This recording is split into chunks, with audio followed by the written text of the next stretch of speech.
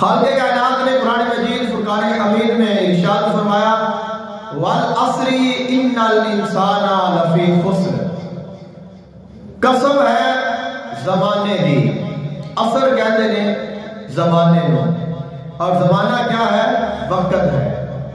اللہ نے اس وقت دی، اس زمانے دی قسم اٹھائی اور فرمایا ان الانسان لفی خسر، بے شک انسان گھاٹے وچ ہے۔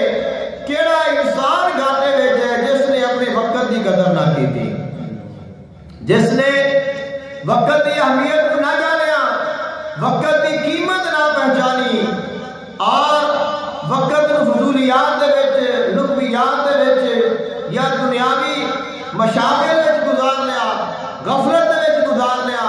خالق کائنات نے فرمایا وہ انسان گھاٹے وچ ہے، مگر وہ بندہ الا الذین آمنوا وعملوا الصالحات وتواصوا بالحق وتواصوا بالصبر، مگر وہ شخص جڑا ایمان لے آیا، ایمان لے آنے کے بعد وہ نیک اعمال کرتا رہا اور وہ خود بھی حق تے چلتا رہا، دوسرا نے بھی حق تے تلقین کرتا رہا، خود بھی صبر کرتا رہا اور دوسرا نے بھی صبر دی تلقین کرتا رہا۔ یعنی جس شخص نے اپنے وقت دی، اپنے ٹائم دی اور اس عمر دی قدر کر لئی، اس کو پہچان لیا اور اس کو اونا کرنا وچ صرف کیتا جنہ وچ کرنا چاہیے، تو خالق کائنات نے فرمایا وہ کامیاب ہے۔